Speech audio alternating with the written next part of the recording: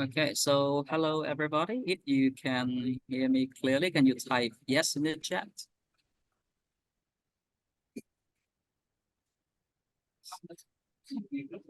Nice. You can type no if you want to. There's always one. Okay, so how's everybody? Can you type a quick number from 1 to 9 on a 1 to 9 rubber duck scales? For example, I'm feeling fantastic, so I'm gonna type 1.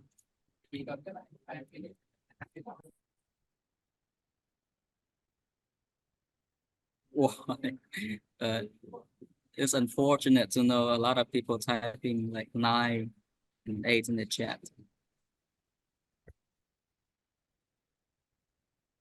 Okay. Anybody feeling 1, 2, 3?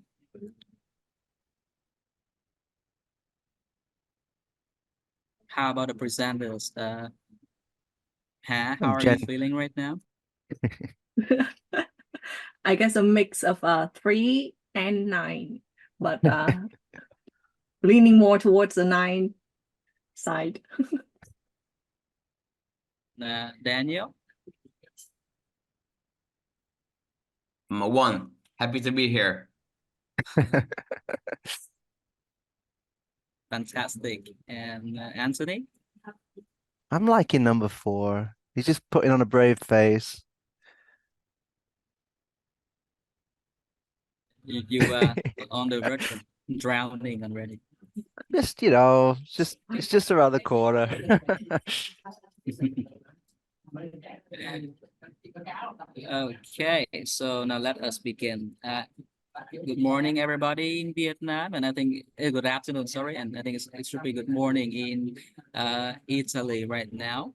My name is Khoa. I'm the founders of People of TESOL, and I'm the host of today's webinar. Welcome to the People of TESOL's second webinar of the year, the Delta Journey, exploring Cambridge Diploma in English Language Teaching. In this webinar, everybody is going to experience first-hand insights into the components of the Delta, explore available options, and uncover the motivations behind pursuing this professional development opportunity. With us today, we have 3 fantastic presenters.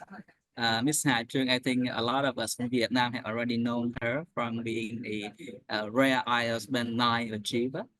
She is also a certified teacher, recently achieving a distinction in Delta Module 1, and she has authored IELTS Writing Navigator towards an error-free essay. We also have Mr. Dan Barolo. He is a teacher, trainer, and language consultant with over a decade of English teaching experience. He conducted language courses for major companies like Ochan, Accenture, and Energizer. As a teacher trainer in China, he managed 300 plus teachers for a leading multinational educational firm. We also have the first speaker, Mr. Anthony. He is an English teacher from Manchester. He holds a Cambridge Delta and recently passed a module 1 of the Delta with a distinction.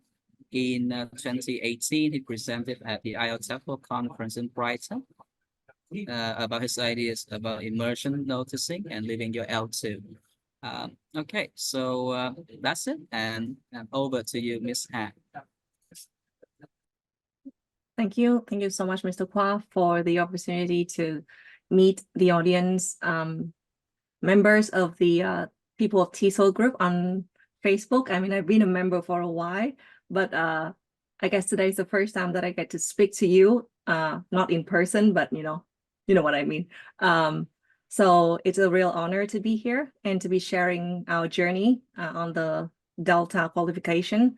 So I first heard of Delta last year when I was doing CELTA, and I got really intrigued. But at that time, when I started digging around and looked for information about this qualification, very little was available at that time. And I don't think much has changed within the last 1 year. So now that I'm on the journey and I've Yes, I'm on the journey and I have a little bit of insight into this qualification. I thought it would be a good chance to kind of pay it forward and share the little that I know with the other teachers in Vietnam who might be interested in taking this journey as well. So first of all, let's take a very quick look into who we are and who each of us is and where we are on our Delta journey. So this is me, obviously. I passed the module 1 last year. Currently, I'm pursuing module 2, and with module 3, I'm planning some time in the second half of this year. Daniel, you want to say something about your Delta experience in a sentence or two? Yeah. Yes. Hi, everybody. So, for those who do not know, the Delta is divided into 3 modules, right? That focus on different things. So, yeah, I am here because I passed both 1 and 2 without enrolling to any course. Because you can take the exam. Obviously, there's very little support, but somehow, basically, mainly thanks to luck, I passed. So I passed module 1 in 2020 and module 3 in 2022, I guess, last year. Yeah. And I'm currently trying to pass module 2 with Ha. Yeah. I'm in her group. Yes, and Anthony? Daniel, you're so modest. You can't pass module 1 with luck. But that's a pretty impressive achievement anyway. So yep, I just did module 1 with Ha, where I met her, and we were study buddies. And I'm not got any plans for now to do module 2, but I will be doing, I'll do it eventually, but module 3, it looks like I'll be doing in the second half of this year as well. So looking forward to that. Thank you, Daniel and Anthony. So yeah, if you're a bit confused about what is module 1, 2, and 3, now is the time when we're going to start looking at it. So first of all, let's talk about what Delta is. So if you look at this is the Cambridge Teacher Development, I think, framework, whereby you'll see the different certifications and qualifications that an English teacher may be able to obtain, moving from the foundational level all the way to the expert level. So as you can see here, CELTA is considered foundation at the foundation level. So entry level, basically you don't need any experience to be able to register for CELTA. But with Delta, it's at the proficient level. So what does that mean? It means that according to Cambridge, it's equivalent to a master's degree. Not that it can replace a master's degree, but it is at level 7 in the UK educational system. It is only available to experienced English teachers. So if you're a student currently pursuing maybe a bachelor's degree with no teaching experience, it is highly unlikely that any center will be taking you in for your Delta course. With regard to the language proficiency requirements, you have to be at least C1 and above. I'm fairly certain that no center requires you to submit a proof of this proficiency level, but you will have to go through a written exam and also an interview.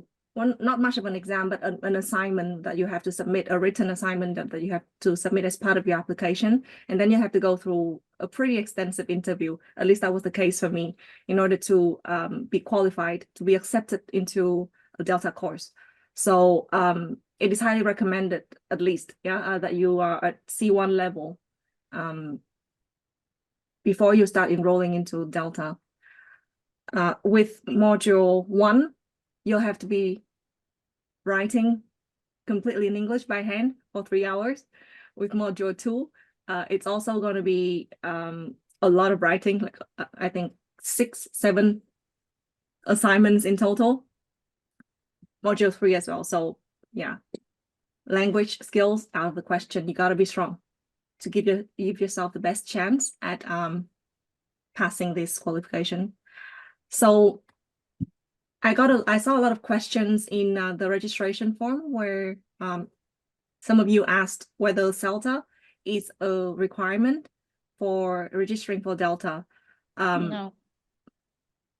So in my understanding, it is highly recommended, but not a must. Most centers, I think, would accept you into a Delta course without a CELTA certificate. However, having said that, I believe that if you have a CELTA before doing a Delta, it would give you a much better head start than the other candidates. Some of my classmates, I feel like struggled quite a bit because they couldn't grasp even the more basic concepts and jump straight into the Delta without doing a CELTA first. So I have a feeling that even if it's not required, you're only doing yourself a favor by getting a CELTA first. That is not to discourage you from taking the Delta without a CELTA though.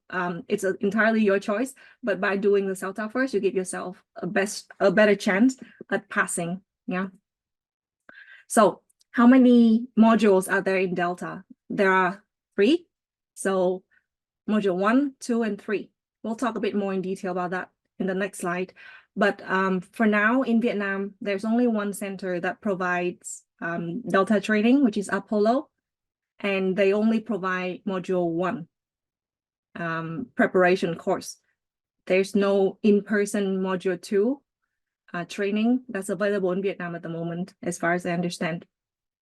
So these 3 modules you can take in any order that makes sense to you, but it's recommended that you take these modules in the order that is recommended.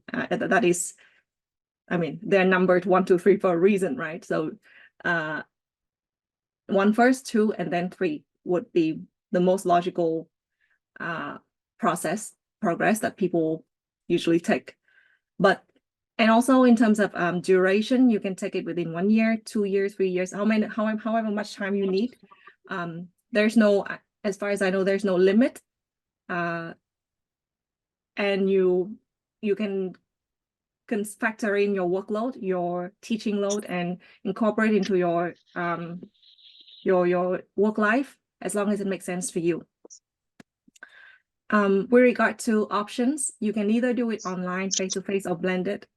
I personally chose to do module 1 and 2 entirely online. Because it Như makes cái này sense. thì các bạn đã đạo lên đạo xuống là xong. I'm sorry. Tiếp cái này nữa nào. I personally chose to do entirely online, but if you feel that the face-to-face option is more suitable for you, feel free to do so. Bear in mind that the face-to-face module 2, I believe is not available in Vietnam right now. So if you want to do it in person, you're going to have to fly elsewhere and probably do a full-time course, maybe in Bangkok or Chiang Mai. That's the closest, I think, place where you can do a module 2 in person. You can also choose to do Delta full-time or part-time. So a full-time course, as far as I know, lasts somewhere from 4 to 8 weeks, depending on the center, whereas a part-time course can last 3 to 8 months, 9 months. I think the course that I took for module 1 lasted 3 months, right, Anthony? And the module 2 course is lasting 9 months in total. We meet only once a week. Bear in mind that there are also a lot of options, even within the part-time pathway as well. You have a lot of options. You can do entirely distance learning, meaning that there will be no live input sessions whatsoever. There will only be practice and feedback. That's for module 1, okay? But module 2, of course, you have to teach. I will talk more about that later on. I'm not going to overwhelm you with all the nitty-gritty of the modules right now. But anyway, there are a lot of the takeaway is that there are a lot of options for you. Whichever works for you, you can choose. Regarding cost, also there are a lot of different options.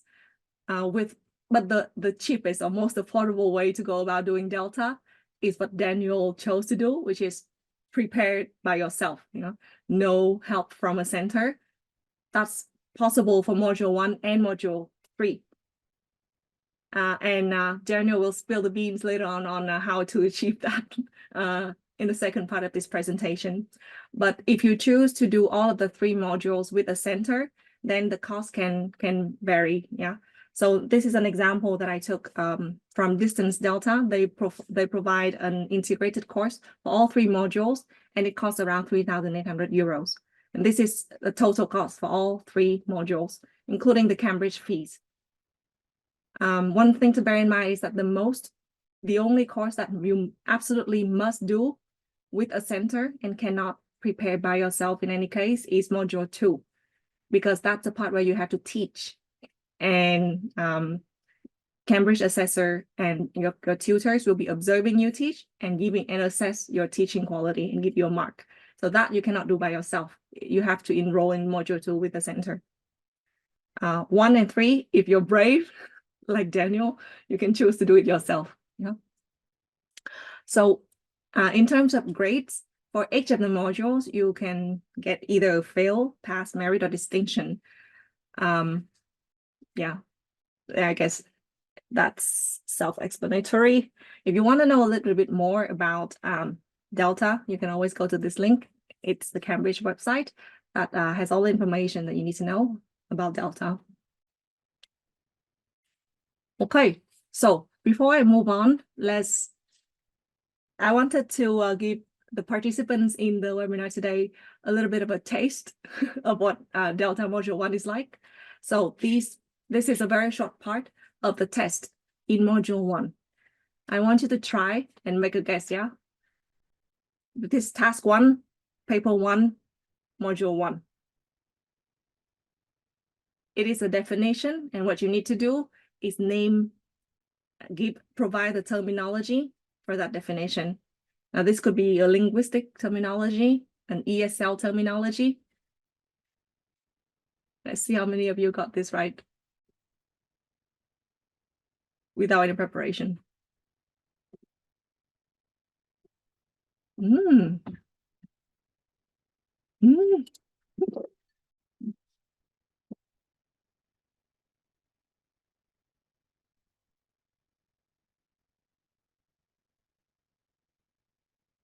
Wow, impressive. Yeah, I think there are 4 of you who got this right already. Perhaps you can take the exam this June right away without any preparation and get a distinction. Let's try number 2. This one is even easier. Who's gonna be the first one to get it right? Nice. Very nice. Okay, let's go for number 3. This one is a little tricky, I guess. Who knows?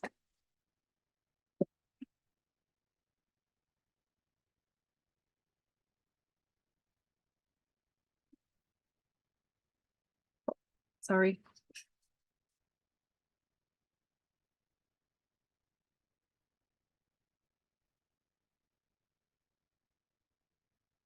No, a lot of the Vietnamese teachers are familiar with IELTS, TOEIC, TOEFL. But what is it called? What's the term? High stake? Yeah, high stake. If I hadn't taken Delta, I would probably given that answer as well.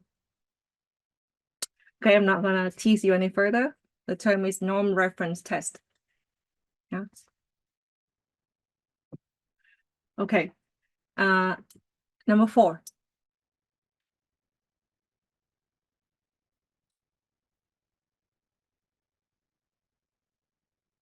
Yes. Process writing. Nice. We got 2 more. Number 5.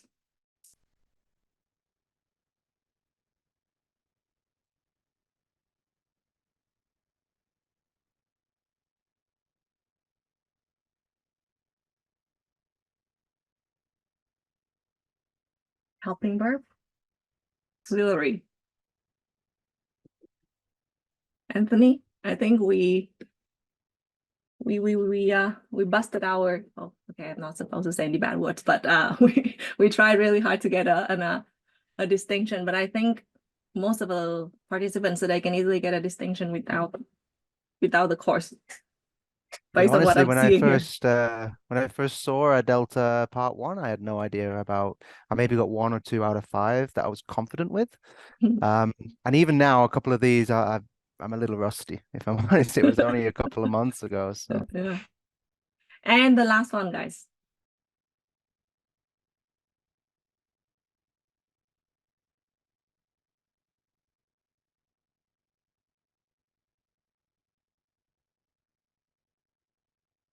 See, aren't you impressed by my Vietnamese teachers? Yeah, it's called discourse fillers. Yeah, Awesome. yeah. So this is a very short part of module 1. Module 1 consists of 2 papers, yeah, and 8 tasks. So 5 tasks in paper 1 and 3 tasks in paper 2. You can get a total of 200 marks maximum. And I think you need a minimum 100 out of those 200 scores to get a pass, to get yourself a pass. The exam is 3 hours. Is it 3 hours, guys? I think so. Yeah, and you're going to be writing completely by hand, no typing whatsoever. So yeah, be prepared for that. And the exam is available twice a year. There are 2 windows, one in June and the other one in December. Only one day, one exam for each window. So yeah, you don't get that many options for the timing of the test. So you can sit the exam in Vietnam. You can sit the exam in Hanoi, in Pho Huế Street, in Apollo Center. You just need to liaise with them through your center or directly with them if you're self-studying. Okay, so that's module 1. With regards to module 2, this part, I think, is the part that is usually considered most similar to CELTA. You're going to be teaching, you're going to be planning lessons, you're going to be writing your professional development plan. You're going to get marked for doing all those things. You're also going to have a lot of input sessions, providing you with the essentials, what you need to know. And this is what we call CELTA on steroids, because it's yeah, it's the most intensive and demanding part of the whole Delta qualification. Okay, and the last module, module 3, is a written assignment in which you can choose either to go for a specialism or ELT management. So either way, you're going to be writing an assignment from 4,000 to 4,500 words. If you go for ELT specialism, for example, exam preparation, young learners, business English, whichever you choose to go into, you're going to be writing a course design. You're going to be designing a course for your particular group of students. And the final product, the deliverable, will be marked. I think Daniel will give you a lot more detail about that later on, because I haven't actually done that yet. If you go for the ELT management option, then you're going to be, because some of us want to look into new career paths in management rather than a teaching role, then you can explore this option and choose option 2. Yeah. In that case, you're going to be writing a change proposal for your organization. You're going to be analyzing aspects of your organization, the way I see it. Yeah. So if you're lucky and pass all of the 3 modules, you're going to get something that looks like this. Now, this is the Delta qualification with all of the 3 modules on it. Hopefully, all 3 of us will get this soon. Anthony and Daniel. Yeah. Okay. So, big elephant in the room. Why bother taking the Delta if it's so painful? So when I considered taking the Delta, I think what convinced me was its practicality. I mean, compared to a master's degree, Delta, I feel like, to me personally, is a fine balance between theory and practice. As you can see, only module 1 is theory. Yeah, module 2 and 3 are highly practical. Module 2, you have to teach, you have to plan lessons, you have to do research on a certain aspect of the language. Yeah, and you get assessed for it. Module 3, you have to design a course. I think that's basically the essential skills that we need as a teacher. So when I look at the components of the Delta, it made perfect sense to me. This is as much as I need to know. I don't want to know more than this. I mean, this is enough for me. So that's the main reason why I chose Delta. The second reason is because it's very flexible. To me, if you choose to do an MA, you have to commit to it, basically. Very few people can manage to teach and take an MA at the same time. I mean, you could be a Superman, Superwoman and do it, but I think not many can manage to juggle between the two. With Delta, I think it's more common for people to teach, and actually more recommended for people to teach and do the Delta at the same time, because whatever you learn from the course, you can immediately try it out and experiment in your teaching, in your day-to-day teaching. So you see the progress, you know, rather than having to wait until you complete the course. Yeah. And there are so many options. You can do it online, offline. You can switch the modules around. If, for example, your immediate need is to design a course, why not take module 3 first? Nothing stopping you. Yeah. So the design of the course, I feel, is very flexible for working teachers who doesn't want to give up their teaching to pursue education or professional development exclusively for an extended period of time. Of course, there's the international recognition because it's a Cambridge qualification. It's been around for a very long time, so it earns respect. Yeah. Of course, teaching skills and knowledge. Now, a lot of people will tell me that why would you need a Delta, although you already have a CELTA and you already have a bachelor's degree in teaching English?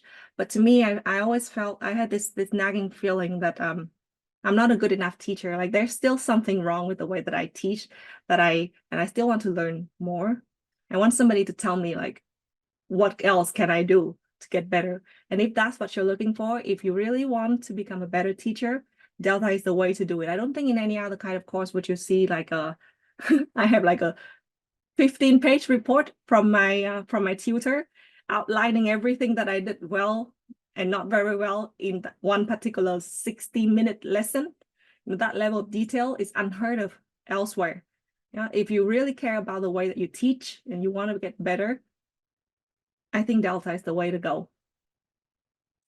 Career opportunities. So I know that a lot of the centers in Vietnam, or most, don't even know what Delta is, but the bigger ones, the international ones like BC, they reward this kind of certification. So if you have a Delta, you are more qualified, I think, to become a senior teacher, if I'm not mistaken. Yeah, so it's and if you choose to take it, if I'm not mistaken, the center would also even be financing, subsidizing your study. Correct me if I'm wrong. Sorry, how can I also add something? Yes, sure. So also, if you do want to become like a CELTA trainer, okay, you need to have the Delta. For many jobs, such as the director of studies, a teacher trainer, some of them they require the Delta. So obviously it's a very niche job, and you know it doesn't happen very often that there's new like CELTA training positions available, but it's really a good it's really good to have the Delta if you do want to go more into teacher training or management. Yes. So this, yeah. Thank you, Zerno. Yeah, I forgot to mention that. Thank you. Yeah, all of my CELTA trainers had a Delta. I think it's a requirement, right? Yeah, and of course, there's the added benefit of expanding your professional network, meeting other teachers or super teachers who are also committed to continuous development. I think it's a blessing. It's a true blessing. So that's all for my part of the presentation. And now I will be handing over to Daniel, who will be sharing his tips on how he successfully passed both module 1 and 3 at a minimum cost. Yeah, maximum effort though. Over to you, Daniel.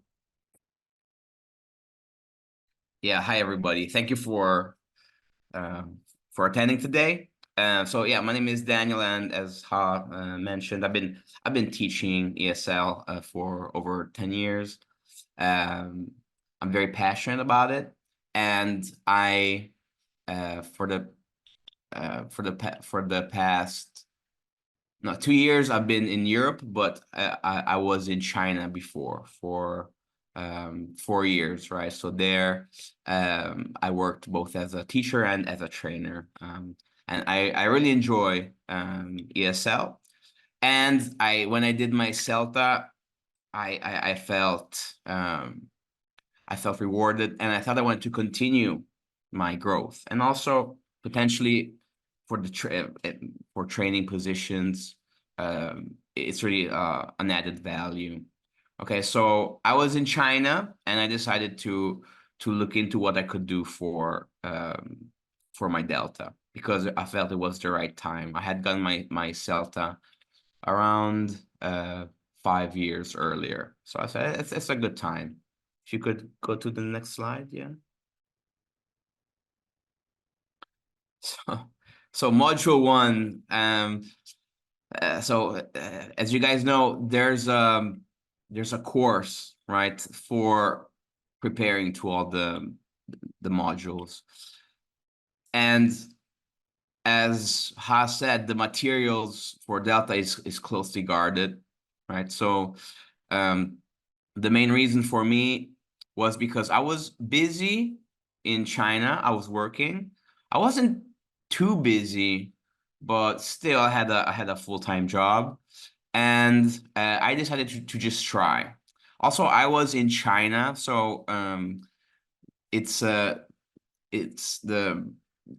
there's not a lot of ESL opportunities over there. And so I just decided to go for it, because the only option I had was to go and do it through the British Council over there, which I did. And I just said, I'm just gonna go for it. Because I'm just gonna try to practice however I can, read the workbook, and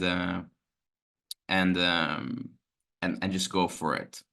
So possible reasons: low pressure, so you don't have anything to lose, right? You don't invest a lot of money. The fee for the course is a couple €100, right? So it's low cost, and yeah, it's not a continuous commitment.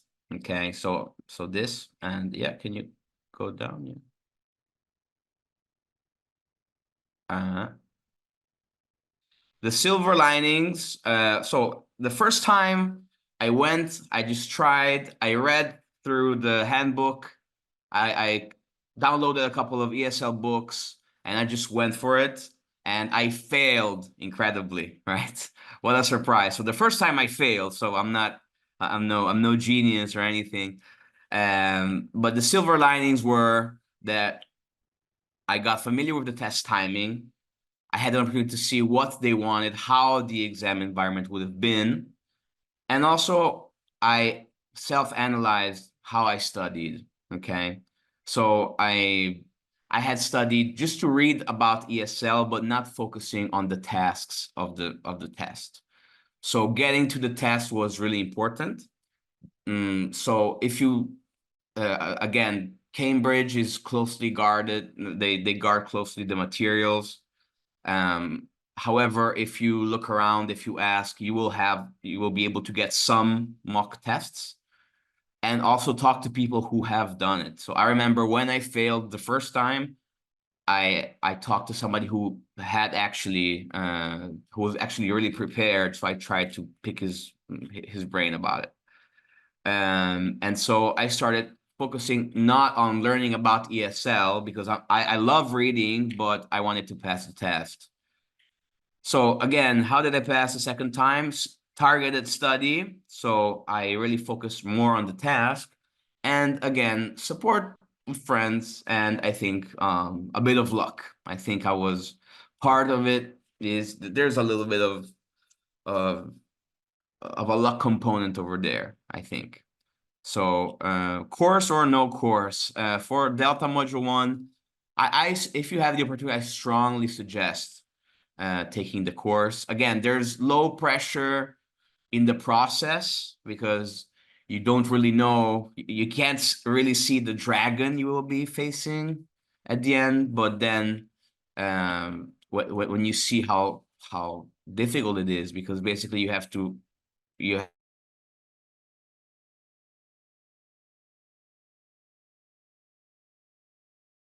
write for 3 hours uninterrupted. So I would strongly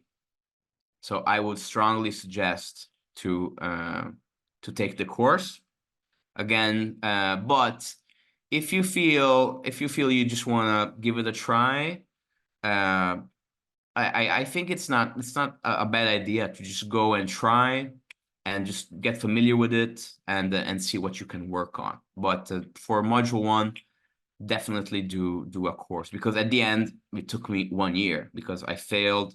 You have 6 months, right? So I failed the first time, and then there's 6 more months to wait. So if you need it right away, take the course. So this is module 1 for me. Yeah. Module 3. Okay, so it's basically a really long assignment. I chose to design a course. The key thing is that you don't need to talk about a real course. You can just make it up in your mind. Okay, so they just want you to see what is your rationale in designing a course. So you obviously need to write appropriately, and you do need to put in some references. The context, I was during the pandemic. It was during the pandemic, so I had a lot of free time, and I just decided to just try and do it, because you just need to submit a document. Okay, so you don't need to attend any session. You don't need to go to any place. You just need to submit this a Word document and a PDF document, basically. Yeah. And so there, I had free time, and I started to just work on it. And it was a bit more stressful in the preparation process, because less people had done module 3, and there are some constraints. So module 1, you can theoretically do what I did forever. You can just go pay your couple €100 fee, which is it's not small, but it's not comparable to investing in a full course, right? And just go and do it forever, basically. One day maybe you'll be lucky, I don't know. But for module 3, if you cannot fail twice. If you fail twice, you need to change your topic, or your focus. Okay, so there's different focuses. You can focus on young learners, on business English, academic writing, or whatever. Okay. So it was a bit stressful for me, because you do need to submit it, and you have just 2 shots, basically. The main challenge is fighting perfectionism, right? Because as you guys know, there's always more to find out. There's always more to learn. So at a certain point, you just need to submit the Delta Module 3. Okay. So the fight with one's own perfectionism is the biggest challenge in my opinion. Yeah, you can continue. Yeah, so definitely it's really it's really good to the biggest turning point for me was when I asked somebody to read what I had written, because when you write it seems terrible, but it usually it's either we are biased uh by making it much better than it really is and we are delusional, or it's the opposite. We think it's terrible, but it has some good points. Therefore, I remember asking a colleague who wasn't CELTA qualified, but he just gave me some feedback and said it was good. So it was very useful for me, and to get out of your, because it's lonelier. It's a bit lonely in terms of study, right? Because it has to be your own project, right? So yeah, can you continue, please? Yeah, so at the end of the day, I just decided to submit. So a funny story, one small paragraph was missing, but I just couldn't get myself to do it. I just so uh, the night before the deadline, because the deadline was at 12, I woke up at 4 and I said, I'm gonna do it. I'm just gonna do it. You know, some expletives over there, you know, just and against Cambridge, or you know, and then I did it. I finished it. I barely proofread, and I just a bit late. I made up an excuse. Don't tell Cambridge. I said, my work, and I submitted it. I was confident I would not have passed, but a couple of months later, I found out that I actually had passed it, and I got my diploma. So yeah, this was the experience for me. Yeah, if you go down. Yeah, how there's one more, I think. Sorry. I only saw these two slides, Daniel. No, I mean okay. Sorry, I wanted to say course or no course. Obviously, ideally, I think a course would have been helpful, more helpful. Okay.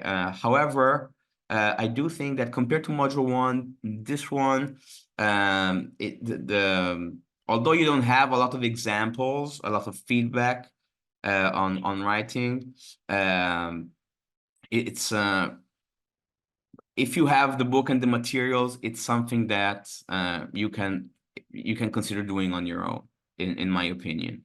Again, it's very stressful. I probably didn't manage my time as well as I could have, but I think it's a plausible one. Okay. All right. I think this is it for me. I hope I kind of gave you a perspective, but I don't suggest doing what I did. So so now, Anthony. Yeah.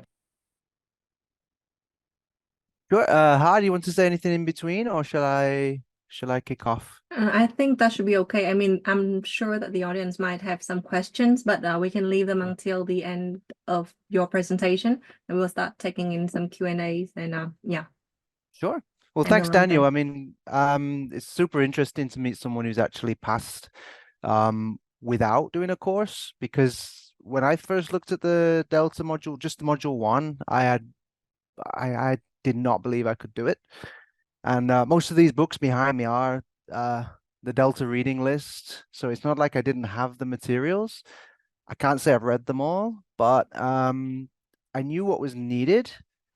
But I think it shows, which I'll touch on now in my part, is it shows the strength of character that you need to be able to, and the discipline, I guess, to be able to do that without the course. And I think a lot of the benefit of having the course is not just that they give you the information, because I had it. Some of these books have stayed here for nearly 10 years and I've never got past the first couple of pages, you know. It's more about like motivation you can get from the other people as well, if you need it. And I think a lot of trainees do need that. Whereas others, like Daniel, managed to succeed with minimal participation of other people. So it's super interesting to read. So yeah, I'll dive straight in, but a little bit about me. I was teaching for a little longer, I guess, than Ha. I've been teaching since 2015, so I started quite late. Um, and I did my CELTA in 2015, and I was teaching for a few years before taking Delta. There was a stepping stone. I took the IH World Certificate in Advanced Methodology in 2018 or 17. And this is considered a kind of bridge between CELTA and Delta. I didn't actually put anything about it in my presentation, but there are options for just kind of going deeper into the things you learn on CELTA. And whilst a lot of it was very important going into Delta, I'm not sure letting so much time pass. That's the one. I can't honestly say what I picked up on that course that directly helped me on Delta because it was quite a while ago. But I will touch on some of the things I feel I got from that, which are important going forward. So the first question you should ask yourself is where are you in your teaching journey? And what you want from it. I've met plenty of teachers, plenty of really good teachers who are happy just to go to school, use English file, Kids Box, use some exam preparation course books, and they're really good. They're super motivated. You can see them doing all the drilling. They're singing with the kids, which is not what I do. I cannot do that. And they're super passionate, and that's what they want to do. And they're really happy with that, and that's great.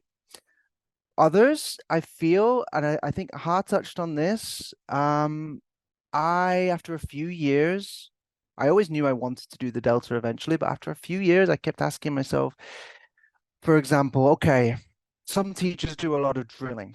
I don't do a lot of drilling. Why? Do I think it doesn't work?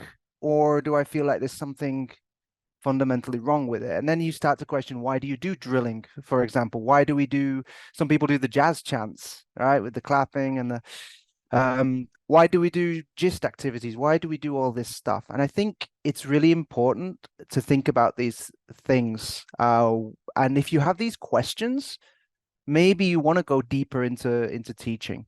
Ha, can you click the next bullet point? Because I think they're kind of similar. So yeah, I started to ask these questions about why I do certain things. And there was part of that imposter syndrome, which Ha touched on, where I felt like I wasn't quite knowledgeable enough about certain things. I'm from England, and for my generation, we didn't study English grammar at school. So going into CELTA with a lot of really proficient non-native speakers, they put me to shame with their knowledge of tenses, their knowledge of linguistics. I had none of this.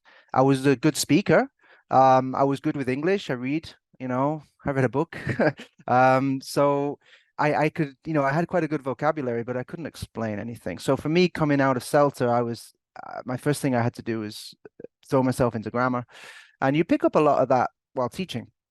Sorry, I'm just going to make sure I don't step on another bullet point. Yeah. So the first thing you should be doing is asking yourself, if you ask yourself these questions of why you do what you do, how you can improve.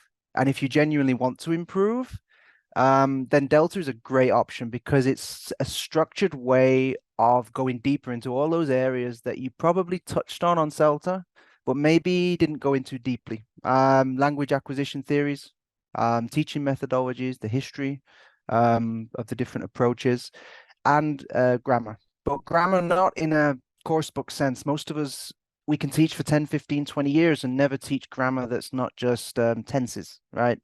Your past, present, future, maybe some more advanced structures. But when it comes to grammar knowledge, there's a huge blind spot in most syllabus that is when a student asks you, oh, is this an adjective or an adverb in this sentence?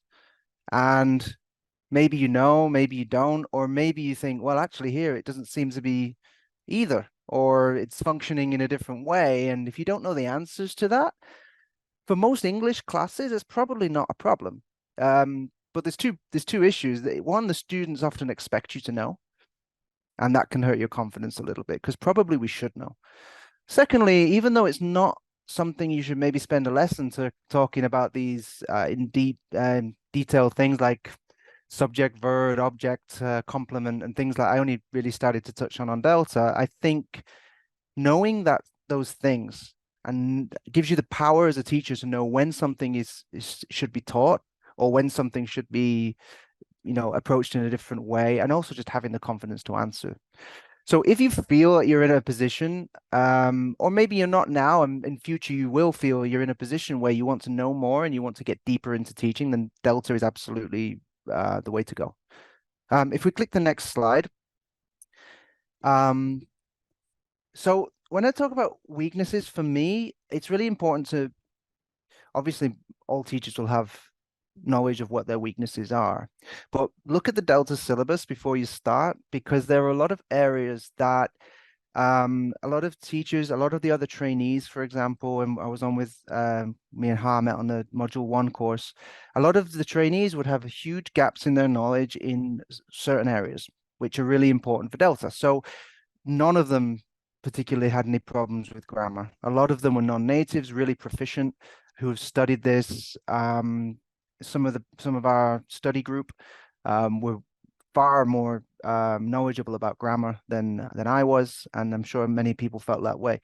But there are other areas that you need to be confident with going into Delta, and these are the things you can prepare for before you start. Language acquisition theories. Oh, good. Yeah, if you go to the next slide, you'll see. Yeah, let's keep this all open. So you'll find a reading list. There are plenty of Delta reading list recommendations online. Which will, and you might look at it and you might think, well, this is a lot of reading. They're all broken down into sections. And look at it and really think, okay, where are my weaknesses? And this could be areas that you're not particularly interested in. And there can also be areas you just haven't needed to go deeper into. So one of those is language acquisition theory. You don't generally need this when you're teaching day to day, but it's fundamental both for different parts of the Delta to have a knowledge of what the theories of language learning are. And this is for analyzing materials, or even just some of the later questions might just ask you a straight up question about it. How do you think language is learned? Do you think that kids learn more easily than adults? Do you think it's just a different process? There's plenty of research on this. It's not the heaviest thing to read into, to get caught up on. But if you don't have much awareness of that, that's an area that a lot of teachers have as a gap in their knowledge. The other one is methodology, I think, and I'll talk about this in a second in more detail. But there are basically a lot of these theoretical areas that you don't need day to day going into class. They come about from asking yourself these questions of why we do the things we do when we're teaching. So first thing I'd recommend before doing a Delta, before signing up, is look at the reading list. A lot of famous books are on there, a lot of familiar books. You'll need probably access to at least 10 or 12 different books.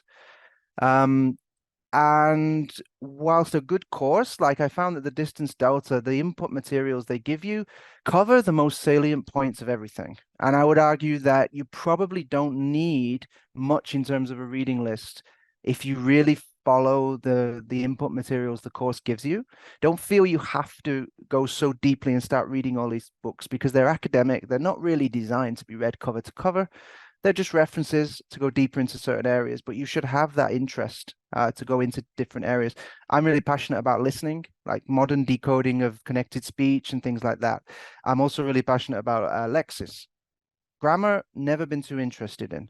I'm more about vocabulary collocation. So me reading the lexical approach, which is on the reading list, lots of fun. Reading Parrot, the grammar book, what is it? Grammar for English Language Teachers, not so fun. I know a lot of people will feel differently, and that's great. But just be aware that there are gaps where you're gonna have to dive into things that maybe are not so you're not so passionate about. So the first thing I say is don't collect the books. A lot of teachers were very happy to have a big drive full of PDFs, and they were sharing it, and they figured this was their way to pass. The first thing is, most of them, when you've got too many books like that, you just end up reading none of them. The second thing is, you just follow the course and you'll have most of what you need, and go into the books as you need them. But they're certainly not a ticket to a pass. But there are some essential books, which I would consider strongly, if this sounds like you, before you start. And I have them here. And I had the first one for many years, and I've started it a few times, and never got past the first couple of chapters. And it looks a bit different now, but Thornbury's About Language is on the list for every Delta course. Some people feel it's not necessary. You'll know if it's necessary as soon as you start reading it. This is a general overview of all the grammatical concepts you'll need during Delta. It's not deep on any particular one, but it gives you enough knowledge with each one to know where you need to focus your attention.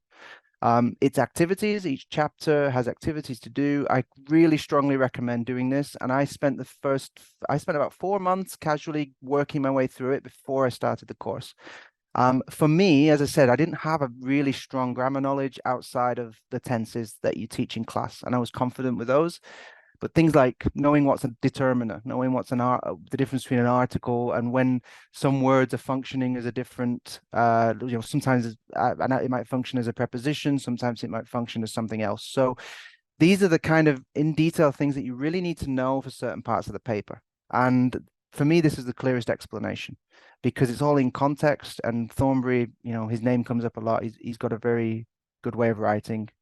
Some chapters I skipped. I'll be honest. I skipped the tense ones. I didn't need to know about the past simple. I didn't need to know how the present perfect is formed. These are things we do every day. Other teachers may feel they need more of that, but I strongly recommend trying to do that book cover to cover. Because the amount of grammatical knowledge needed on module 1 is high. As I said, when I put that part 1 up before, a couple of those terms are already kind of rusty for me when I took the exam 3 months ago. So there's a lot to know, and it's important. That said, it's not a test of terminology. Another big error I think some trainees make is they feel they have to memorize lots of complicated things, and you do. But the paper ultimately is quite practical and it's applying the theory. So you really need to know what these things do in the real world, and how to use them. Because ultimately, in terms of that part 1, it's worth, is it 6 marks out of 50 for that paper? So just memorizing terms is not going to be a pass either. So before I talk too much, these are my essential books. And I would say that if you have these books, unless there's a particular gap in your knowledge somewhere else, which you need to really be honest with yourself and identify, course materials should be more than enough. Yes, sorry, I put Teaching Lexically. That's a different book. It's by Hugh Deller. It's very good if you like lexical teaching, but it's more of a practical approach and with lots of activities. It's in the same series as Thornbury's Dogma teaching book. Sorry, it is the lexical approach. There are 3. There's the lexical approach, implementing the lexical approach, and teaching collocation. Yes. That's important, I think. So. You like them as well. There you go. They're important, I think, for me, as far as the Delta goes, you just need to be aware of the concepts. It doesn't, so like I say, there's 3 books up there, which will take you a few days to read solid. You don't need to read them for the Delta, but they are on the reading list. You just need to be aware of the general ideas. So be aware of that when it comes to choosing your books, because it's impossible to read them all. So what I would recommend, teaching and principles. This is probably the most important. Techniques and principles, sorry, in language teaching. It's on every Delta reading list. This goes through every single major language method that there has been. And the reason it's so important, apart from the fact that it's a very easy read, it shows you what a class looks like, what the stages are like, what kind of activities they do. And then it branches out. Okay, so you'll discover why we drill. For example, I talked about drilling. This will tell you why we drill. And it's basically because it was part of the audiolingual method and various methods like that many years ago.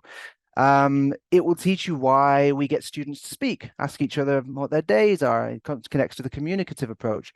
You'll see some very strange methods, but as you're reading about these strange methods, you'll realize that 1 or 2 activities within them we still do today. And that's because our teaching methodology today is basically an amalgamation of all the things that people did before that we consider probably successful. And that's important, because you need to comment on this at various points in the Delta Module 1. When you're analyzing materials, you need to know why they're doing certain things. And this will tell you. And it's really eye-opening, because a lot of the things you do after CELTA, you're told to do these things because they work. Now you want to ask yourself, why do they work? Or how do we know? And this is where it comes from, which touches on the second book, or the third book, which is How Languages Are Learned. This is a little heavier. I'd recommend flicking through it, getting an idea of what's in there. But what's really nice is this effectively tells you, okay, if we drill, does it really work? And this will have all the studies in it where it will briefly outline the different, basically it's done scientifically. They tell you the major studies where they do certain techniques, certain methods, and how effective they were based on the results of the students. So it's a little heavier, but at the same time, it gives you a lot of confidence. Also just with your teaching, because you start to think, okay, I do this, but I don't know if it's really working, or I don't know how effective it is. This will show you the research that tells you whether it's a success or not. And the last one, which I feel a lot of the teachers here are very strong on, because we had some questions on this a minute ago, but it's Sound Foundations, Adrian Underhill, all phonology. It's really crucial, and I didn't mention it before. You do need to know the phonetic alphabet. You do need to know about connected speech and weak forms and assimilation and all those things. They're really important, not just for that part one, but you need to comment on them at various points in the text. And maybe this is where I think I had a bit of an advantage as a native speaker, because this is really, really tough if you haven't studied it as a non-native, I find. Fortunately, it's something I'm interested in from a listening point of view. But I feel that this was something I needed to go into much more deeply, especially the science behind phonology, the parts of the mouth. You need to know all these things, and this is the best book for it. It's the only one you'll need, probably, and that's definitely worth covering. Absolutely imperative that you know the phonetic alphabet before you start. So if you don't use it in class, or even if you do, start getting more familiar with it, and get really strong with that. Those are my things I would do before Delta in terms of reading. And if you don't have time, then make sure you've got these books available during the course. Let's skip to the next slide. I feel I'm talking way longer than I thought, so I'll try and do five minutes. So my top tips. These are top tips we kind of agreed on as well. Look at the syllabus before you start. Use this to identify what your weaknesses are and what your strengths are. If you're strong in something, don't study it, or just get a refresher and make sure that you really are confident when you're answering parts of the test that are relevant to it. You shouldn't be wasting time, and you should use this as an opportunity to go deeper and to get those goals we talked about earlier. What is it you want from the course? It's to learn at the end of the day. It's not just about getting another certificate. You need to, if you, from my point of view anyway, if I was going to do it, I wanted to do it well and get something from it. Because what you make of it, I think, Daniel touched on this as well. There are career opportunities with having a Delta, but if you don't know what they are, you might not know if you want them. You might not want to be an academic manager. You might not want the extra responsibility of course design or teacher training. So you have to really want the course and know what you're going to get from it. And look at it and don't assume it's going to be easy. I think some trainees I've seen online, some horror stories, but even some of our fellow trainees, they maybe only did a TEFL certificate a year ago, or they just wanted to do it because they thought it would help their CV. It is not easy. It's a master's level course. You need to make the time to study for it. I think we've all underlined how tough it is. Okay, the next slide. Planning. I am not. Let's see the next one as well. So plan your studies and learn how to take notes. So everyone's going to be different on this. I feel like I'm not a particularly academic person. I love learning, but I never excelled academically. I always studied things I was interested in rather than things I wanted to master. And teaching is something I want to not master, but it's what I do, and I feel it's what I'm most proficient at. So it's the first time I had to do something of this level. I have been to university, but I don't feel like I was particularly good at note taking, at studying. I don't feel I was particularly good at planning. So there are some things I would recommend that might work for me if you feel like that. The first one is obviously planning your studies, but I did this all manually. I didn't want to use digital because I get very distracted. I know some people are really good with this stuff. Ha is amazing with PowerPoints, Google Slides, and all this kind of thing. Sometimes if I'm trying to prepare something on a PowerPoint, I end up getting a notification and losing track. And that's a me problem, but I know a lot of people have this problem with digital. The great thing about Delta is you can do it with paper, and it's really recommended because you've got to do the exam by hand. So if you haven't, like most of us, written by hand for 3 hours in a long, long time, get used to it early on. Start doing all your notes by hand. As for, I'll do notes first, actually. As for note taking, I just got myself a nice book.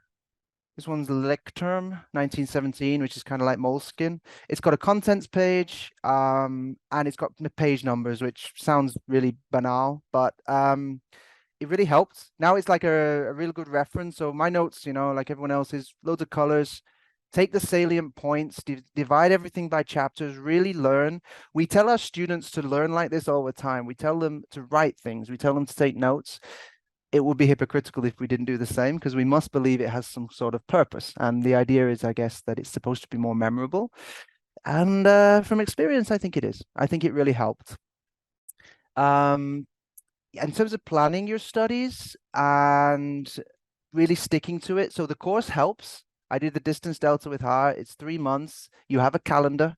Every week you've got a new input to study a different topic. You have different exam practice. Use that. Don't get ahead. Some people, other trainees, they were reading, I'm reading this one on week 5 and it's only week 2, or they get to week 6 and it's like, I haven't finished anything from week 3. It's designed to help you and to manage it because it's a lot of work. If you read what they tell you to read when you should read it, that's already half the work done. You don't have to plan so much. Just make sure you fit everything into that week. Use a calendar, use a diary. Again, I have a personal diary I was using, which really helped. Use Gmail, Google Calendar, something like that. Just make sure you divide your time up and have space around the day. Most of us are working teachers, so you need to find those at that time, whether it's between lessons or after, or even getting up an hour early and doing an hour every morning. It's not easy, but it's like going to the gym or something. You have to just commit to it, get up, do it, and just do an hour. There's a famous self-help method of productivity called the Pomodoro method, where you divide your tasks up into like 10-minute chunks. For me, an hour was fine. Just smash out an hour, do the reading, do the notes. Don't rush it. Just make sure you get your time organized properly.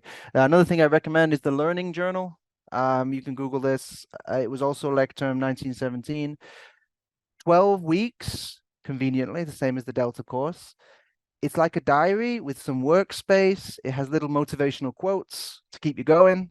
It has little motivational exercises to do to relax, take 5 minutes, stretch your shoulders. Use that, and it's like a diary just for your course. And also it asks you along the way, like, why are you doing this? What do you get from it? How will your life be improved? It's a little bit self-helpy, but it's a nice alternative to a typical diary or exercise book. Okay, let's move through the slides a little bit. When you're on the course, definitely join a study group or try and create a study group. I think it was you who sort of pushed to create our study group. Is that right? More or less. Yeah. Because we identified each other in one of the early Zoom meetings with the course. Make sure they're on a similar level to you. Make sure they're of a similar passion for teaching or of a similar kind of goals, because maybe other people who would have passed as well, maybe they were into different things or had a different way of working. Find someone you work with. And my key for that, I think we talked about this the other day, is make sure that each study meeting is productive, like your 1-hour groups. And it needs to be distraction free. So everybody needs to be there on time with the same goal. Today we're studying question 3. Today we're studying learner acquisition, language acquisition. go in there with a plan. Otherwise, it can get very, with 3 or 4 people, everyone, no, I'm stuck on this bit. What do you think about this word? And you're wasting time. So have a plan. If someone needs to be the leader of the group, that's great as well. Okay, let's continue through. Only read what you need to read. This touches on what I talked about before. Don't feel you have to read these academic books cover to cover. This is something I struggled with at university, and I never really understood until Delta. Really, these books are not designed to be read like novels. Some people, they see this huge pile of books and I'm never going to be able to read all this. So it's like, good, you're not supposed to. It's not interesting. They're not written for these things. If you need to know something about collocation, pick up the lexical approach and go to the chapter on collocation. And then if you want to know more, go to the chapter on teaching collocation. They're not designed to be read cover to cover, and you'll never have time to do that. And it's great as well because when you know what you need to work on, you can just easily find the right book, the right chapter, and take out the information you need. A lot of the information you'll have already. If you read cover to cover, you're going to be repeating a lot of things that you don't need. It's all about that, as I said before, focus on what your weaknesses are and where your gaps are. And I think that's it. I had some notes, but I haven't really was it? Oh, yes. So the last thing before I go into the final thing would be, yeah, use your, Daniel made me think of this actually. I think a big thing for me, I have all the books, all the knowledge you need for Delta Module 1 is there. And those books, most of them have been there for up to 10 years since I did my CELTA, and I've read some of them too. Doesn't mean I'm ready. I needed the group. I needed a bit of support. I needed to know where I was in relation to the rest of the test. I needed to know that other people were going through the same thing. It's like a coach or coach kind of relationship, or just having colleagues. Some people won't. I'm actually curious before I touch on the last point, Daniel, do you feel you missed out on that, or because you got some help with your module 3, but do you feel you would have benefited from having other people with you? Totally. That's why I say, like, ideally it's better to always do the course, right? Ideally, because definitely I feel like now that I'm doing module 2, I'm growing much more compared to how I would have grown in module 1, obviously, because at the end of the day, the main idea is to grow and to improve. So definitely, also don't be scared to talk to the tutors and the trainers, that because they do want to help you at the end of the day. Yeah. So Yeah, yeah, that definitely. was a I feel I missed super. out. Yeah, it's definitely and that's what I loved about CELTA as well. I really wanted to do Delta face to face. I couldn't in the end, but I loved CELTA face to face in London. That was awesome. Great camaraderie with everybody and everybody working towards the same thing. And that brings me to the last point. This might all sound kind of heavy and academic, but at the end of the day, we're all here because we love teaching. You're all here on a Saturday because you care about what you do. So I'm sure some of this sounds really exciting to a lot of you, and you can admit that. It's fine. We all love a lot of this stuff. So just make sure you enjoy it and see it as a way of improving yourself and getting to whatever goal you want to do. If you just want to be a better teacher, if you just want to feel more confident, and if you want, better job prospects, just enjoy it. Make sure I totally recommend it. I might change my mind after module 2, depending on how that goes. But yeah, I totally recommend it. And yeah, that's how I'll leave it.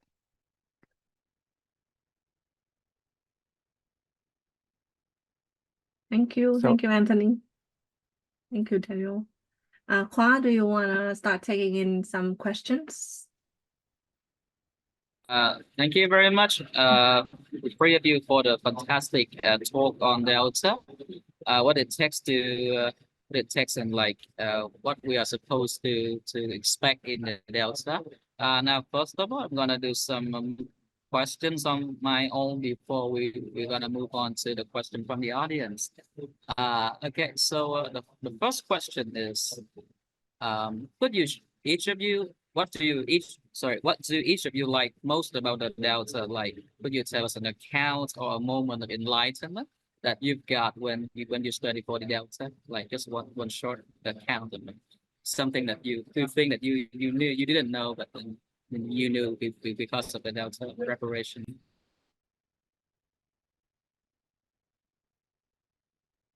Do you want to go first, Daniel? Because you're the most experienced one among us. The most experienced one. Actually, about doing the delta, you mean?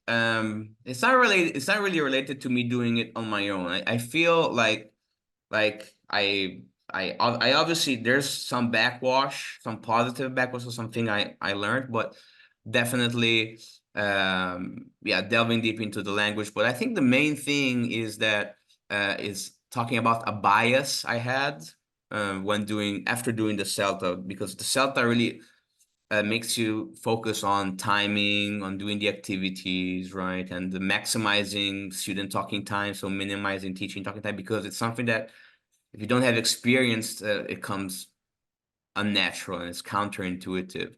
However, the biggest thing for me now that I'm discovering with Delta is that there's no such thing as the perfect lesson, right? It's impossible. If you have an activity which is planned for 5 minutes and it takes you a bit more, or you have to do it, you don't need to spend enough time on it, there's no problem. So it's about being flexible and understanding that teaching is something that is not scientific, right? So learning to what students, reacting to what students are doing and learning is the key thing. And I think it really was the biggest aha moment for me. I would have to agree with Daniel on that. I feel like my biggest takeaway, at least so far, halfway through the full Delta qualification, would be the painful awareness of my drawbacks as a teacher and the need to teach reactively. I mean, I've heard of the concept of reactive teaching before, but really understanding what it means in the classroom and being mindful of it at every moment in the lesson, I think is going to make a big difference, I hope, in the future as a teacher. Yeah, so the contrast between preemptive teaching and reactive teaching, I think is the biggest difference that Delta, I hope, will make to my my professional development. Yeah, I think yeah, I totally echo those points. I think I always was nervous about the way I was going off plan. I don't plan lessons very thoroughly. We use course books. The lesson plans in the good course books are designed in a very CELTA way, right? Everything's in the right order. You can adapt and things like that.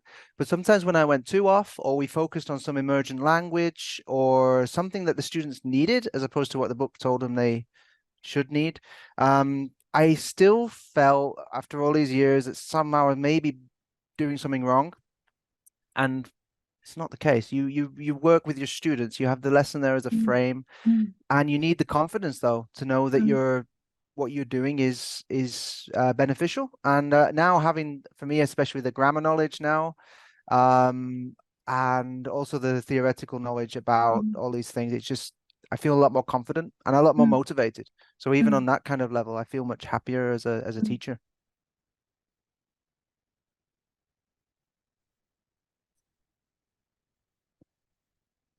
Thank you very much for your answers. The next question is, I think this question is for Ms. Ha. Could you say that as a so-called non-native speaker, do you feel that we might be at a disadvantage in taking the course among the other native speakers who are like somehow more competent in using the language? I would say that the answer is yes and no. Of course, we would have certain disadvantages as a non-native speaker, but as long as you satisfy the entry requirement, which is a C1 or above, I think that's not really that's not going to be a big problem. I know a lot of non-native speakers who have got distinction, and a lot of native ones who have failed. So numbers don't lie. Yeah. As long as you put in the effort, I think you're gonna reap the reward. The only thing is make sure that you are at the entry requirement before you join the course. Otherwise, you're gonna struggle. I mean, imagine reading all of that, writing all of that. with a lower level proficiency, I think it's going to be a huge challenge. As I'm hearing from my tutor talking about our Chinese trainees who are not very proficient, it seems they're struggling a lot. Not just on the content, but also on the language side, which is we don't want to have to suffer from that. But again, the message is if you are at C1 and above, I don't think it's going to be a problem at all. Actually, you're more likely going to be at an advantage because we all learn a lot about grammar and phonology even before joining a Celta or Delta. So our native friends actually have to learn harder than us to make up for that gap in knowledge. Yeah, that being said, on the skill side, speaking, writing, listening, reading, you make sure that you have a good grasp of all of that before you embark on this journey. Thank you for your detailed answer. Right. So the next question is, I think this question has been asked a lot by the audience. Because a lot of us have already gotten the MA in TESOL. For someone who has already gotten their master degree in TESOL, like me, or a master degree in applied linguistics, do you think that Delta is the necessary? And a reverse questions, has any of you thought of taking a master degree in TESOL when you after the completion of the Delta? Can I answer that?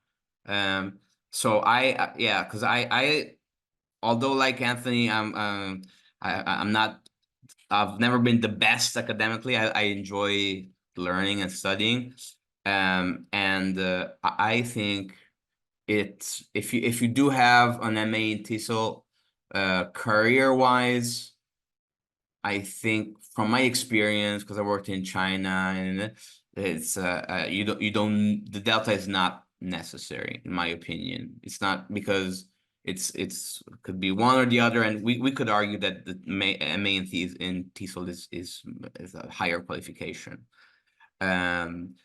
So I think the something to do is, if you really want to be in the ESL training, perhaps it could be even more of an advantage, the Delta. Yeah, and for your own personal growth and knowledge, it could be because it's more practical than the TESOL.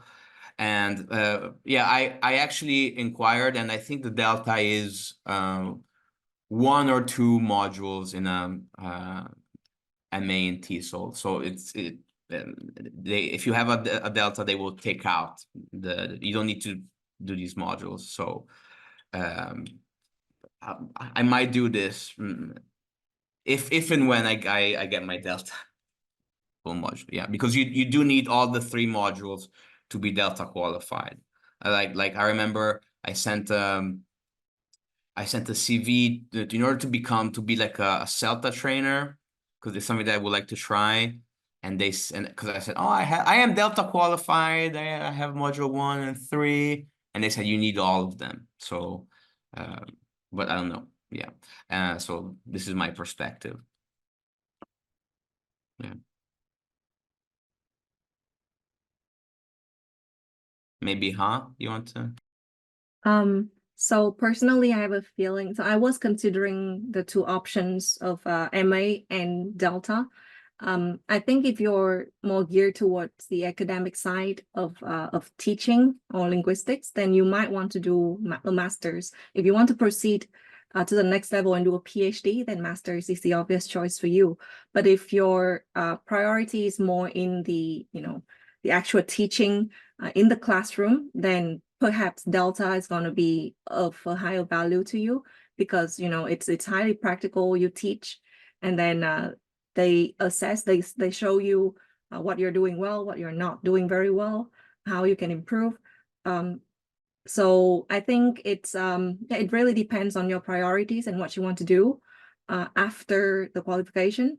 Just keep in mind that if you do the Delta, then yeah, like Daniel said, you're going to be, I think you're going to be able to convert that into some credit in a master's degree. Not every school, but I think certain universities in the UK do accept Delta as credits. So yeah, some of the subject I think you may not be able to, you won't have to take if you already have a Delta qualification. Yeah.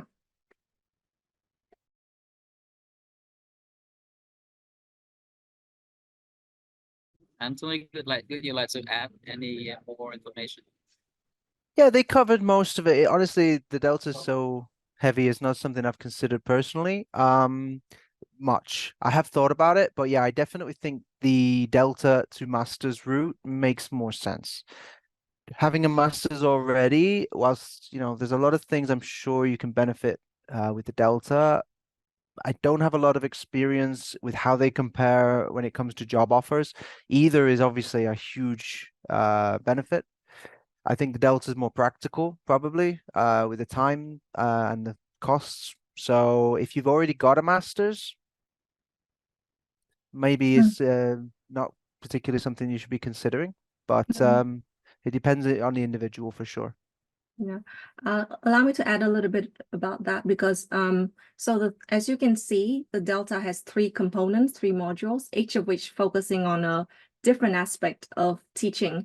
So if, for example, your MA TESOL course somehow doesn't have a practicum component and you haven't had much experience teaching in the classroom and you want to gain that kind of confidence and skill set, then Delta Module 2 may be the way to go for you in that particular situation. Or otherwise, if your MA TESOL course doesn't give you practical training in designing a course, but that's one of the requirements that you need to do at your job, then maybe also consider taking module 3 Delta. It's cost effective, it's flexible. So and arguably it's one of the most recognized qualification in the world. If you go for a course design, I think all of us may have looked into finding such a course before, and it's not really available elsewhere. If you want to learn how to design a course properly, an English course properly, start with a need, how to do a needs analysis, how to come up with course objectives, all those things. If you want to approach that from a systematic point of view, probably Delta is one of the best options that you can consider. Thank you for all of the fascinating insights into Delta versus MA. As a follow-up on the previous answers, I took my master degrees in the UK at University of Warwick, and I would like to add in some information related to the practicum. I think the majorities of MA TESOL in the UK do not entail a practicum. Most of them are theoretical assignments. We are not required to do any demo teaching when we do the MA. It is all about written assignments, and I think some courses involve doing some materials design. When I remember at Warwick, we do a 5 to 10 pages of materials designing and curriculum development as well. But absolutely nothing related to practicum or demo teaching. I think some universities in the UK, I think I heard Huddersfield have some practicum, but not everybody has that in the UK. If you happen to take an MA in America, I think it is a different story. I heard that the USA have involved practicum in the master degree in teaching, and I think that is what I heard, but I need to check that, double check that later. Mm. Okay, so in the end, if I'm financially stable this year, I'm technically not that financially stable. I'm gonna consider take a Delta right after this presentation. Oh. Okay, so anybody else have any question? Please feel free to put in the question in the chat. I am reading through the question from the form, but I think you might have some on the spot question when you listen to the presenters.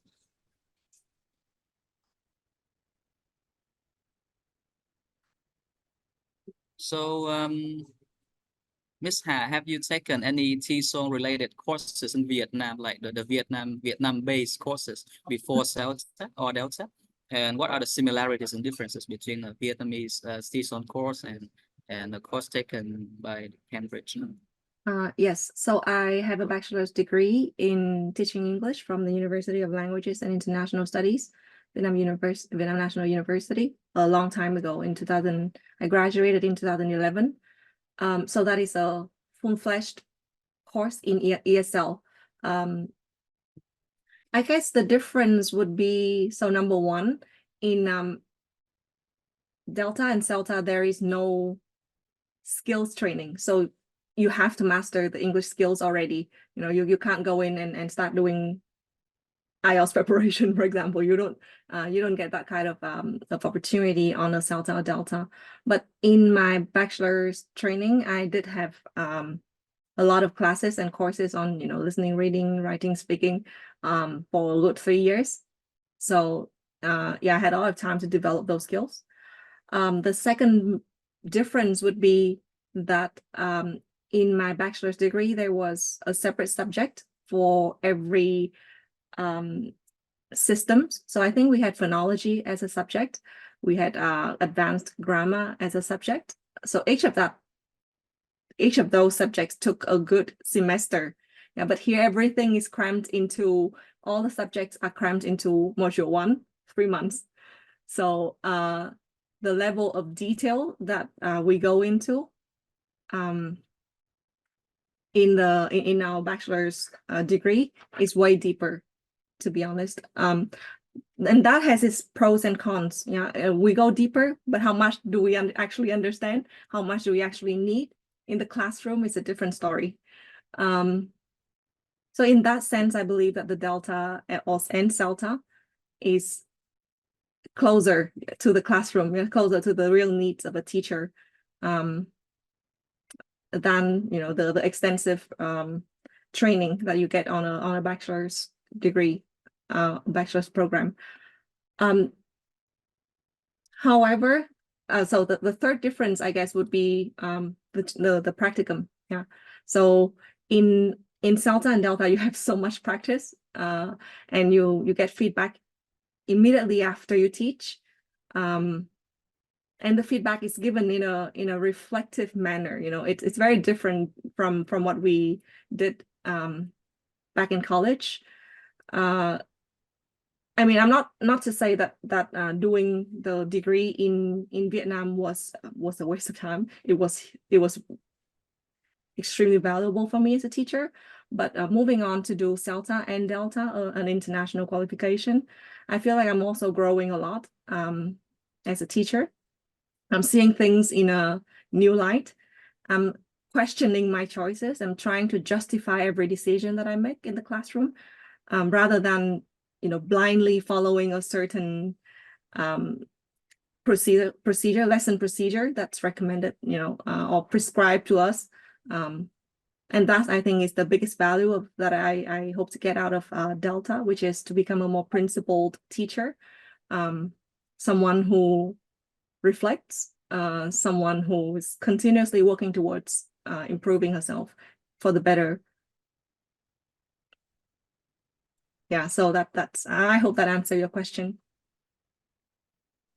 Thank you. So another follow-up questions for Anthony and Daniel. I think you might have already been aware that the online TESOL courses like 120 hours of TESOL or from some academy or institutions. So how would you compare a CELTA and a Delta to those online-based courses online? Like I think you know what I mean. For sure. Shall I go first on this one?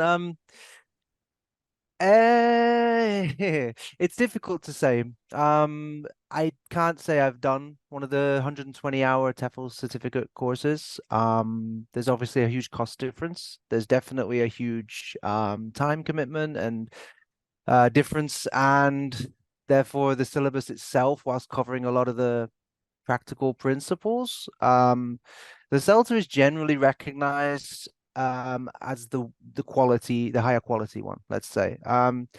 That's not to say I've never met a teacher who didn't do the CELTA and did a TEFL instead. I've actually met many of really good teachers who didn't have either and who maybe did something like a PGCE in the UK to teach in school and then moved into English. If we're talking about the best starting point, I think the CELTA just it beats all the other options. If apart from the fact that it just cost a bit more, it's more widely recognized, it's more widely respected, and frankly, it gives you a better foundation, especially going towards something like Delta. There were a couple of trainees, I believe, who I've met who did the TEFL instead of the CELTA, and their knowledge was a lot. I don't want to say the knowledge was less, but they were missing a lot of key concepts and areas that you needed for Delta. So you're not setting yourself up quite in the same way. If we're talking about going to work in a school and going to get a job, then the TEFL will probably give you enough of the theoretical knowledge that you need. But as most people know, after CELTA, when they throw you out into a school, it's like I don't know, I feel like it's been in the army or something. It doesn't mean you're ready to go to war, you know, you've got the knowledge, but you need to go and then do it. And that's a different kettle of fish. So whilst both will give you that kind of maybe the confidence to go and do it, later on, you might regret not doing the CELTA as opposed to taking the TEFL. Also, when you're applying to jobs, it's already tough as a native speaker to go to countries like Vietnam, China, let's say, to work in schools. If there are other candidates with the CELTA and you've already got the TEFL, they do think of it like that. It's only the TEFL, right? Because you can do it online, you can do it in 120 hours. So you're putting yourself at a disadvantage even as a native speaker. I feel as a non-native, you're already going to have that unfair disadvantage, which is completely unfair because you will know more than any backpacking TEFL certificate dude from California or London or wherever. So to make yourself stand out, the CELTA would definitely be my recommendation for a lot of reasons, not just for the career opportunities and the extra respect it gets, but it genuinely gives you a better foundation. That's what I would say. Thank you. Daniel, would you like to add anything? Yeah, basically I agree. So when I was in China, I worked as a part-time recruiter for the company I was working at, and basically the TEFL, although there are different types of TEFLs, the TEFL was something that was required by the Chinese government, and so our company would recommend some very cheap and quick TEFLs, which were just paperwork for them to come to China, basically. So like I said, there are different types of TEFL, but I think that with CELTA, there's an substantial investment compared to a regular couple $100 TEFL. And also the quality is Cambridge. So I think it's recognized, and also I think you have more as more tools as a teacher, I would say. Introductory tools, mind you. Yeah. Okay. I see 2 questions in the chat. Yeah. We have 2 more questions in the chat. The first one is about someone has already taken the CELTA and want to know the differences between CELTA and module 2 of Delta. Daniel, you want to take this? You guys take this. You guys.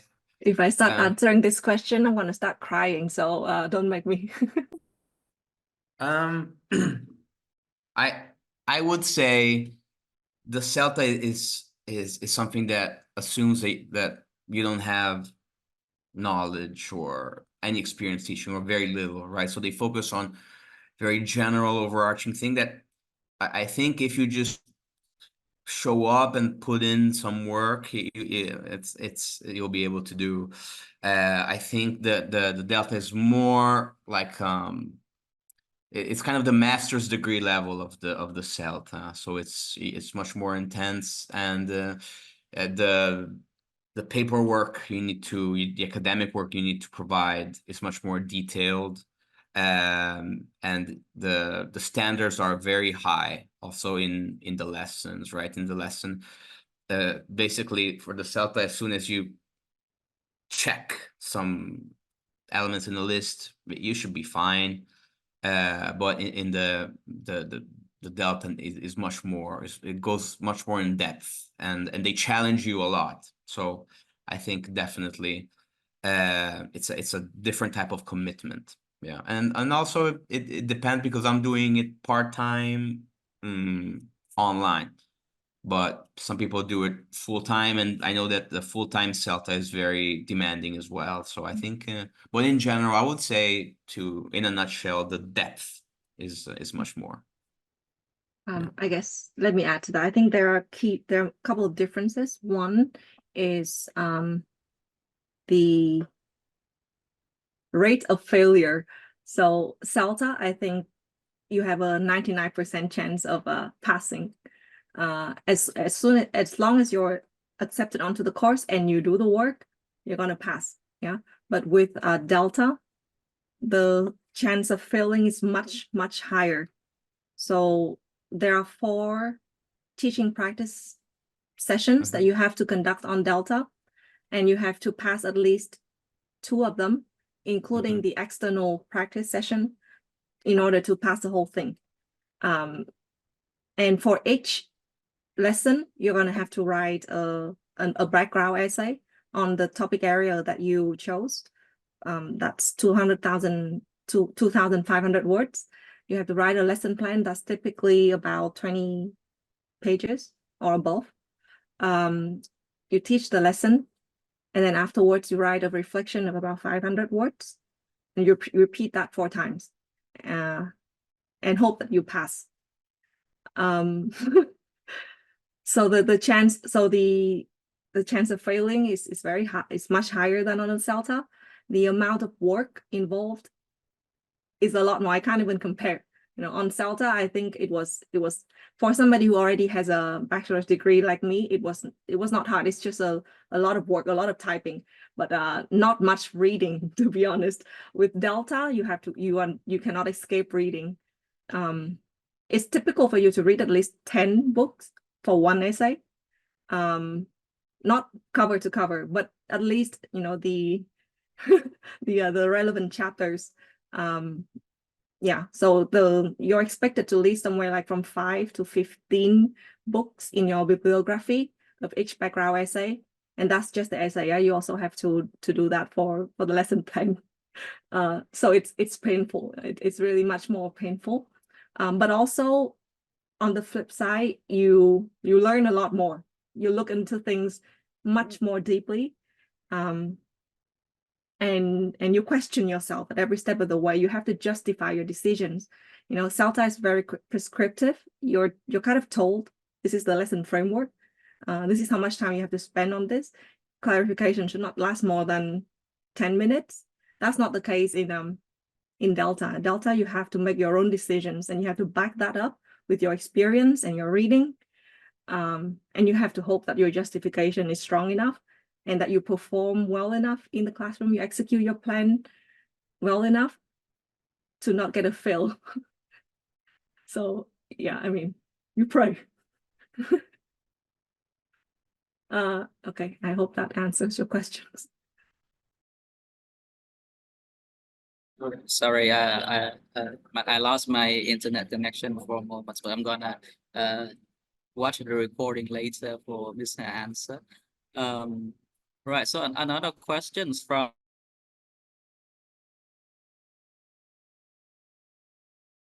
Did we lose Mr. Kwa again? I think he's gone again. Oh, he's freezing. I might address the chat GPT comment. Wait, did you say Yeah. 10 books in 10 days? I don't think I module don't 2? think I did. I said typically you have to read about 10 books for each background essay, and you have to write 4 background essays. But presumably you've read a lot of these or been through a lot of these in module 1, right? Yeah, you touched upon them basically. Yeah, I think one of the things we should have touched on maybe earlier is none of these modules should be kind of rushed.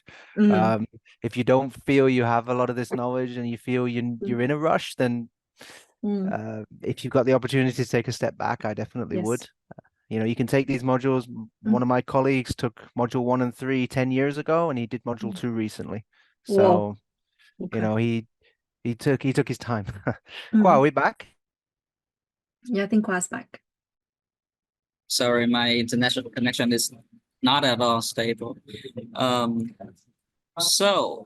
I think we might welcome one more question before we can call it a day. Can I ask question to each of the speakers? Sure. Wendy, could you like to have your mic on and start asking? Yeah, thank you. Ms. Ha, can I ask you this question? Because I do share some similarities with your background. I used to be a student at ULIS with the same program as you, I assume, and I also took CELTA. Then, do you think that those qualifications helped you with anything when you study for Delta? Yeah, thank you. You mean like whether what we learned in college helps? Yeah, Of course, of course. Yeah, of course, yeah. Well, of course, things like grammar, a solid grasp of grammar is, half the battle won. uh, I I mean, with the amount of workload that you have to handle in Delta, whatever preparation you've had in advance, you're going to be thankful for it. So when I took the interview to qualify myself into the Delta Module 1 course, that interview took 3 hours. And my tutor questioned me. I don't know. I mean, I've never gone through something like that in my life. I've been in a lot of interviews, but nothing like that. She pushed me to the corner, basically. Why did you do this? Why did you make this decision? And I felt like, the whatever I learned from college, whatever little I still remember 10 Yeah. years ago, helped me a lot in passing that interview. That's what I'd like to believe. Yeah. And also throughout the course, I have a feeling that because I have a background in the field, it's a little easier for me than the rest of my friends, a little bit. I'm sorry to correct me if I'm wrong, Daniel and Anthony, but I have a feeling that usually I know most of this already. It's just that, refreshing and then upgrading my knowledge rather than learning it brand new. So That's yeah. That's why we chose you as a study Thank buddy. you. The font of knowledge. Yeah, thank you, Ms. Ha. Thank you. Yeah, Daniel, can I ask you about module 3? Because it's Yeah, from the sure. presentation. Yeah, from the presentation, and it's a written assignment, and you can choose either a course design or a change proposal. Then what did you choose, and what do you think is, which one is easier to you? So I chose the course design one, and Yeah. is the one that most people choose because it's more about teaching. I think there's not much guidance on the change proposal. It's more if you want to focus on like business and management and stuff like that. But yeah, so I chose that one. Yeah, thank you. Then where did you get the materials for the course design then? Where did I get the materials? What do you mean? Sorry. So like when you do the assignments, then you need to, read and then do some research. Yeah, then where do you get the materials for that? So the materials are, I don't know, is it recorded here? It's so I had a pool uh of PDF books to Right. do the reading. Yeah. Yeah. So this is it. So when you look up module 3 for the uh for the Delta, in in the Cambridge site. There are some suggested books about the topics, what you can do, what to Right. read. And so basically I looked, I chose a couple of titles, and then I said, oh, which is a similar book to justify, but yeah, this is it. There's not much specific content, like in terms of for the course. You just need to find some relevant books about, for example, needs analysis or the thing you're focusing on. So all the different areas, and then there's a part on testing. So you need to read the books on these topics, and Right. then kind of use it to justify your course. And again, I mentioned again, the course doesn't need to be, they don't want any proof that you actually are doing anything. So I just invented basically a course. But the key thing is that you need to integrate practical tasks and theoretical justifications, and you need to design some tasks, but you can design your own tasks. So there's nothing you want to do. Yeah, nothing specific for that. Yeah. Yeah. I hope I answered. Maybe I did it completely wrong. I don't know. Yeah, thank you, because I haven't done much research on Delta, but I really wanted to I really want to study Delta. So yeah, I would probably look for the reading list as you said. Yeah, thank you. Yeah, no worries. Yeah, and can I ask you, Anthony? Of course, yeah. Do you have any recommendations about the center that I should study for Delta in London? Oh, in London. If you are in London, are you in London now? Yeah, I'm in London right now. So Wow, it has to be International House in Covent Garden. okay.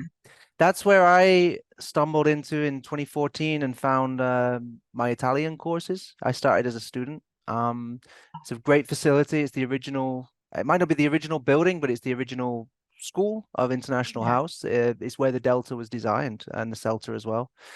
Okay. And it's a really nice facility. It's kind of world-class classrooms, small groups. And yeah, I got inspired to become a teacher there. So I'm biased completely, but they have a good library, they have a good load of resources. So maybe you don't have to rely on those PDFs that we all we all end up finding from time to time, but they have everything there. They've got constant Celta and Delta courses running, and when we did the distance Delta, me and Ha, because I'm based in Italy now, the most of the course, well, all the course coordinators and trainers are based at International House London. So I don't think you can get a better place. There are cheaper options outside of London, of course, but honestly, if I could have found time to stay in London for 3 months, 4 months, I would have done the intensive Delta, all 3 modules at International House London for sure. Yeah. Yeah. All right. Thank you. I guess that's all my questions. Yeah. Thank you very much. Thank you. I have a question, out of curiosity. What kind of people mark your essays or your assignments in Delta, like professors in linguistics or something? Are you asking about which module? Like everything, like who is gonna be doing the marking? That's a good question. I mean, I'm not from Cambridge, obviously, so I'm not sure if I can answer you with 100% certainty, but I saw some posts on LinkedIn whereby they recruit test developers, test writers, and I'm not sure if the markers are professors, but they definitely should be qualified. For sure, there'll be Delta Yeah, Delta at least they qualified at the must be very least. Delta qualified. Not sure if they have PhDs. That I cannot answer. Yeah. I think they're more internal to International House and Cambridge. So they're probably similar people to mark the Celta and Celta Delta trainers, I'd imagine. But it's all a bit, It's hidden. great. It's the Yeah, same thing. Like how do you become a Celta tutor? A Celta trainer? It's not so obvious. Mm. So I imagine marking isn't this is the same. Anthony, correct me if I'm wrong, but on our distance delta, our course coordinator was an examiner, is an ex-examiner, isn't he? I believe so. I think Nick Yeah. is, yeah. Nick is, And yeah. possibly some of the tutors we had for our tutor groups, I'd So imagine. if you go for a course in International House London, basically you have the highest chance of working directly with ex-examiners, I think. Right. Thank you very much for the fascinating, insightful presentation. Today, I think we have learned a lot, and maybe some of us uh, might have considered doing the Delta or even the Celta if you haven't done the Celta before after the insightful talk today. And if you have further questions for the presenters, you can feel free to send me an email. I'm gonna forward the question to the maybe to Miss Ha, and she will forward all of the questions to Anthony and Daniel later. And again, thank you very much for being with us today, Ha, Daniel, and Anthony for your fascinating talk. Thank you. Thank you, Thank Kwok. you. Thank you. It's been a Thank you, pleasure. Thank you, everybody. everyone. Thank you, Bye, everyone, bye, for making bye. time. Bye-bye. Okay. Bye, everyone. Bye bye. Okay. See ya.